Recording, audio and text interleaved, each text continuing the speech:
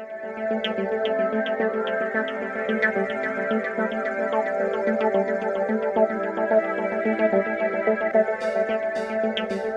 I'm going to start off with a little bit of a different story. I know you guys have been hearing a lot about kind of entrepreneurial rules and the startup mentality, but I want to go into an entrepreneur's story that started when I was 14.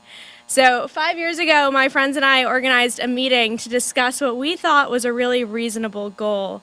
We had learned about the issue of child sex trafficking in the Philippines and had committed to donating $5,000 to a rehabilitation center for sexually exploited youth in the Philippines. And though our parents told us we were crazy, we decided that the best way to do this was to hold a yard sale. So we collected everything we could from members in our community, and we raised $6,500 in one day, right? So it was a pretty epic yard sale, and we had another one, and then we had a dinner, and by 2007, we had actually raised $35,000 for that rehabilitation center.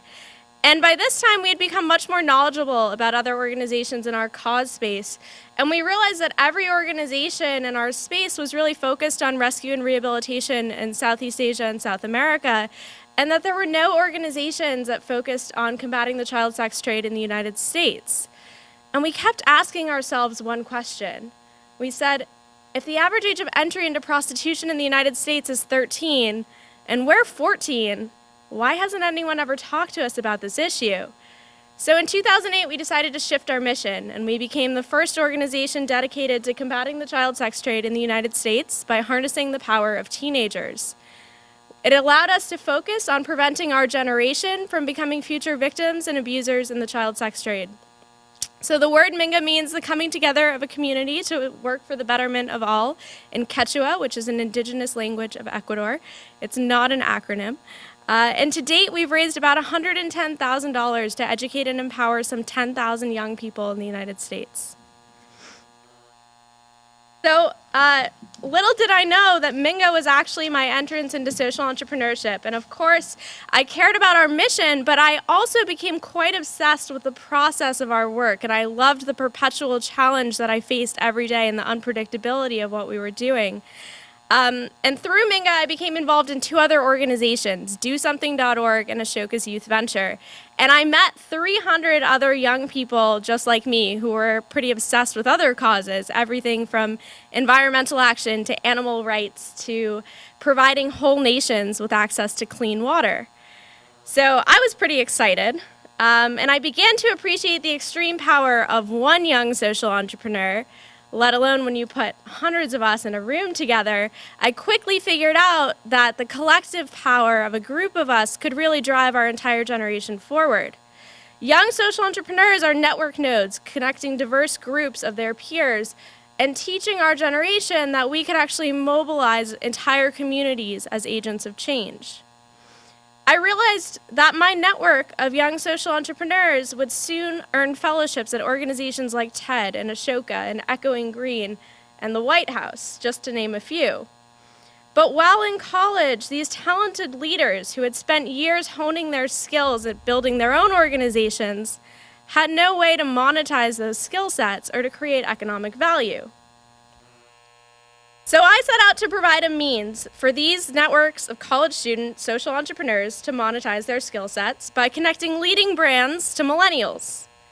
I looked to for-profit and nonprofit organizations that were engaging young people by connecting brands that were leading innovation and entrepreneurship with millennials and their purchasing power.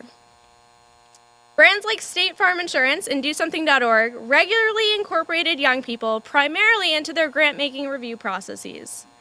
But beyond supporting foundations, those brands also look to young people for support in their recruiting and marketing functions. My startup, Brightco, leverages the talent and networks of the world's top young social entrepreneurs in order to support leading brands in these opportunity areas. By engaging young social entrepreneurs in foundation application review, recruiting pipeline development, and cause marketing campaign design and implementation, Brightco offers brands a high-touch approach to harnessing the purchasing power of the millennial market. So I've spent my last 2 years building and leading organizations while being a full-time student at Harvard College. But I want to step back for a minute and ask you to recall your college experience. All of my entrepreneurial ventures have come out of the need to solve problems. Minga came from a group of teenagers frustrated by the fact that by age 14, we had never heard about an issue that was affecting teenagers who were 13 and younger. So now, from seeing a non-optimal education model for young entrepreneurs, I'm inspired to build a university. I would choose to attend Harvard again because the people that I've garnered in my 2 years there are incomparable. But Harvard's provided me with the problem framework from which I intend to build my next vision. The problem Harvard spotlights is that its own education model is outdated and is no longer preparing students to lead their next generation. Harvard recently launched its innovation lab, the iLab for short, to encourage university-wide collaboration around innovation. While the iLab is a public step in the right direction, Harvard as an institution still lacks real commitment to teaching entrepreneurship and innovation to its students. Harvard Business School has begun to build a curriculum around innovation and entrepreneurship, but it operates largely in isolation and actually prevents Harvard College students from taking any courses there. Many students at Harvard participate in student groups or micro-startups, but few students actually participate in real-world startups full-time. The primary goal of a liberal arts education is to teach students to be strong, well-rounded thinkers. I've been particularly disruptive at Harvard because I've asked my peers to consider if their education has provided them with the best opportunity through which to develop their critical thinking and creative problem-solving skills. For the majority of Harvard students, the current Harvard education model suffices. It offers rich academic discussion, challenging contexts for problem solving, unpredictable coursework, and opportunities to engage with top faculty and students. But for a select few students who have already had engaging opportunities outside of the classroom to practice the persuasive thinking, speaking, writing, and problem-solving skills that Harvard students hone in class after class, the Harvard education lacks the fast-paced thinking that the entrepreneurial ecosystem outside of Harvard so continually nurtures. So Peter Thiel recognized an opportunity to design a program for the bored few.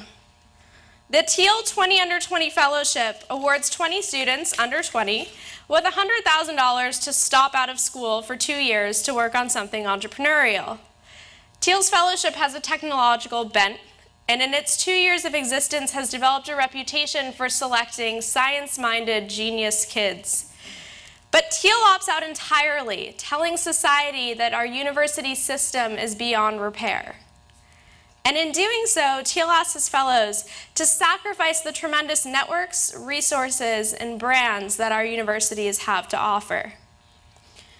Reflecting on my time at Harvard, I'm most thankful for the people I've met. So as I began conceptualizing an educational experience that would enable students with the potential to be entrepreneurs to discover that potential, develop ideas, and build enterprises, I knew that ensuring students could immerse themselves in the networks of top-tier universities would be essential. My most precious and scarce resource at Harvard has been my time. A university for student entrepreneurs would have to allocate time differently, minimizing opportunity cost while still allowing students to interact with their peers and creating a course schedule that would sound somewhat reasonable to very traditional universities. Students would spend at least 30 hours per week building their enterprises and would be matched with several mentors. Students would still have the opportunity to engage with their networks at top universities and would be able to cultivate those networks and resources that academic institutions have to offer. Student mentors would be alumni of their hub universities and would come with relevant industry experiences. Engaging famous alumni mentors will help to gain the buy-in of partnering alumni, or of partnering universities. So at our university, students' education will be free. Our university will invest in their companies, asking that years later, when our students are millionaires, they repay our school with whatever dollar amount they feel their educational experience was worth. Students will take their core liberal arts education curriculum at their hub campuses, enabling them to engage with their carefully curated students and faculty at their hub school. Finally, students will live on their hub campuses, allowing them to still have that typical college social experience and to form meaningful friendships. Entrepreneurs are never motivated purely by financial gain. Always some unreasonable vision and a need to prove an impossible goal attainable drives the entrepreneur to achieve. This hybrid university will help to inspire young people who proven entrepreneurs identify as having the drive, passion, rigor, and talent to have their epiphany moments. Those moments of realization that they need to spend every day working towards doing something that everyone around them tells them they cannot or should not expect to be able to do. Entrepreneurs become obsessed with proving the impossible not only possible, but valuable to society. If we can cause that trajectory-changing moment and then nurture the idea and the enterprise that transpires from it over a 4-year period, we can cultivate the next generation of leaders of entrepreneurs. But before I pitch this hybrid model to Stanford and Columbia and Harvard, elite universities existing within already established entrepreneurial ecosystems, we have to more thoroughly celebritize the young entrepreneur in hopes of making the student entrepreneur indispensable in terms of brand association. But what does that mean?